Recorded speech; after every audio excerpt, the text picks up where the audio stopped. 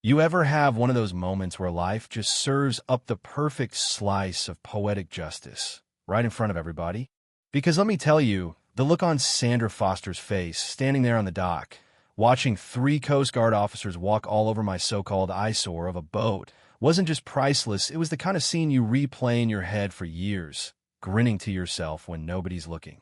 I mean, this woman's mouth literally fell open, color drained out of her face, like she'd swallowed a whole lemon, and suddenly realized she was on the wrong end of the punchline. And honestly, after everything she put me through, I savored every second of it.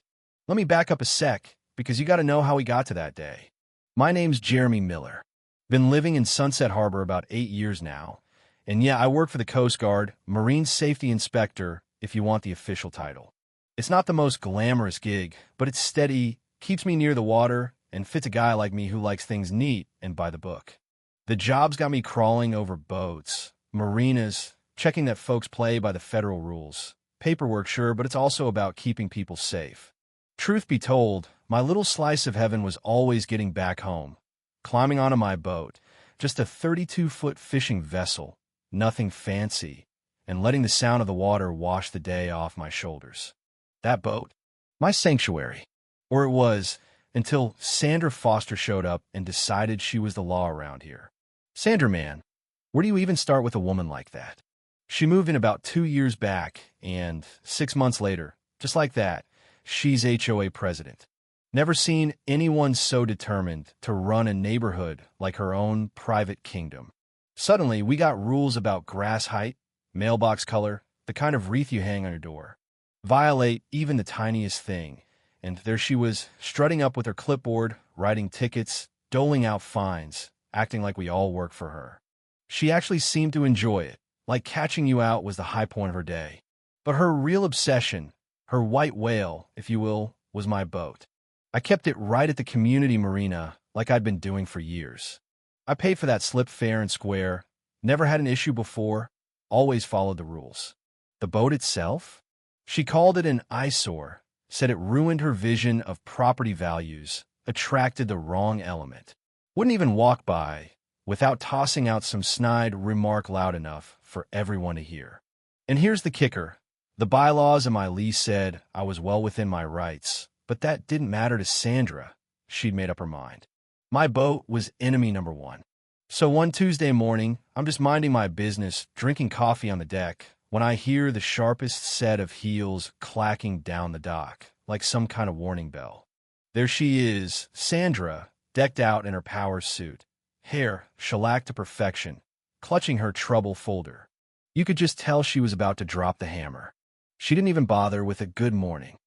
No, she launches right into this prepared speech about maritime regulations and community standards, claims she'd talked to a maritime lawyer, that my boat was in violation of all sorts of rules, and if I didn't remove it in 30 days, she'd take me to court. I mean, she'd printed out half the internet and highlighted the bits she thought made her case.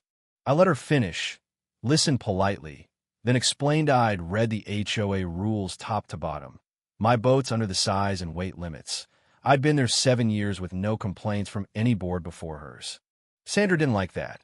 She said the last board was too lenient, and now she was here to enforce the rules strictly and fairly. Yeah, sure. She gets more worked up as I keep calmly pushing back.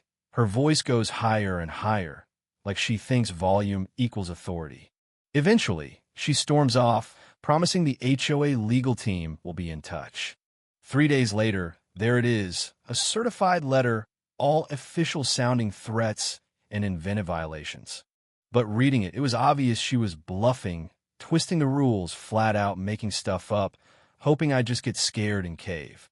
That's when I decided, okay, you want to play this game? Let's play. See, working for the feds, you learn the power of paperwork, procedures, all that. I pulled out my copies of the charter, bylaws, my lease, every slip of paper since I moved in. Not only was I following every rule, but it turned out Sandra herself was bending a few. She'd been skipping the whole vote by the board thing and running the HOA like her own fiefdom, sending violation notices without ever consulting anyone. And it wasn't just me. I started noticing a pattern. She'd ignore stuff from residents she liked, go nuclear on folks she didn't. She wasn't keeping the neighborhood nice. She was just enjoying the power trip. One of my neighbors, Lewis Robinson, old-timer, been here longer than anyone, pulled me aside one afternoon. He'd been on the board years ago, told me Sandra's interpretation of the rules was nothing like what the HOA was meant to be.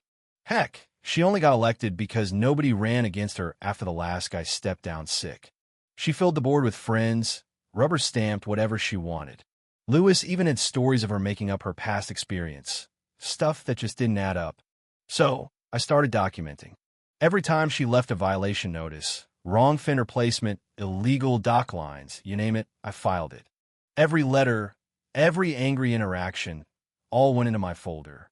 I started digging into state laws on HOAs, and wow, Sandra had skipped more than a few steps, skipped hearings, skipped board votes, imposed fines without approval, all kinds of stuff that if you knew the rules, you could fight back on.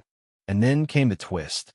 Turns out, because our marina connects to navigable waterways, it falls under federal jurisdiction, which means the Coast Guard, not the HOA, has the final say on a lot of things. All this time, Sandra's been acting like queen of the marina, and I'm actually the only guy around here with real authority over the place. That's when I realized she's not just wrong. She's putting herself in real legal danger, interfering with federal operations. So, I came up with a plan, a little dramatic, sure, but foolproof. I filed an official request for a Coast Guard inspection of the marina, documented everything. Her harassment, her threats, her bogus legal expertise. My supervisor loved it. Apparently, this kind of local interference gets taken pretty seriously. They scheduled a full inspection, and let me tell you, I made sure I was there, in uniform, official as could be. That morning, 3 officers show up, including a senior inspector who's basically the Coast Guard's version of a bloodhound. They go through everything: dock, boats, safety equipment. My boat passed with flying colors. Not only that, the inspector actually complimented how well I kept her up. And then, like clockwork, here comes Sandra, stomping down the dock, folder in hand, all geared up to start another speech about community standards. But the second she sees the uniforms, you can just about hear the brakes screech in her head. She's confused, then scared, but still tries to boss them around, telling the senior inspector he needs HOA permission, that my boat's in violation, waving her paperwork like it's a magic wand. The inspector just lets her talk for a bit, then interrupts, deadpan, asks about her qualifications in maritime law. She bluffs, claims confidentiality about the lawyers she's spoken to, makes up stories about managing other marinas. The inspector keeps pushing, and she starts to stammer. Then I step forward, introduce myself, and you can literally watch the realization hit her. I'm not just a resident she's been bullying. I'm a federal law enforcement officer, standing here with the real experts, all of whom are backing me up. The inspector lays it out clear. HOA authority doesn't touch federally regulated waters, and her making false legal claims, especially to intimidate residents, could be considered fraud. He tells her, any more interference, she'll be facing federal charges. And then, for good measure, he asked me to explain my background, right in front of her. 8 years Coast Guard, specialist in maritime law, the works. At this point, Sandra is white as a sheet, folder shaking in her hand, barely able to speak. The Coast Guard finishes the inspection, writes up the report. Full compliance, no violations, official record of her threats and harassment. The officers leave, but not before waving from my boat deck, the most perfect cinematic little wave you've ever seen. I watch Sandra just stand there, frozen, her whole little kingdom collapsing in front of her eyes. After that, things moved fast. Word spread like wildfire about the Coast Guard, about her getting put in her place, about all the lies she'd told. My neighbor Christine Ross, a retired paralegal, led the recall effort. People who'd kept quiet before now stepped forward with their own horror stories. Turned out half the neighborhood had been living in fear of her ridiculous fines and threats. The recall vote? Landslide. New board came in, reversed most of her rules, refunded bogus fines, made sure nothing like this could ever happen again. Sandra tried to claim I'd abused my federal job for personal revenge, but with all the paperwork and Coast Guard records, nobody bought it. The state attorney general even opened an investigation into her fake credentials, all the ways she'd abused her authority. She ended up refunding thousands in fines, losing any professional credibility she ever had, and eventually moved away. Nobody's seen her since. Our marina is peaceful again. Kids play in the common areas without their parents worrying about some made-up rule. The new board even started asking me for advice. Imagine that. And I realized it wasn't just about my boat or Sandra being a pain. It was about standing up to abuse of authority, showing people that you don't have to be afraid of bullies if you've got the facts, the law, and some friends at your back. Looking back, the most satisfying part wasn't just winning. It was seeing folks come together, realize they had more power than they thought, that bullies only win when you let them pick people off one by one. Once we worked together, shared information, stood up for ourselves, that was it. Sandra never stood a chance. So if you ever find yourself staring down a Sandra in your life, remember, knowledge is power. Document everything. Don't fight alone. And sometimes, just sometimes, justice comes with a Coast Guard salute and a bully getting exactly what they deserve. What would you have done in my shoes? You ever see a bully go down in flames?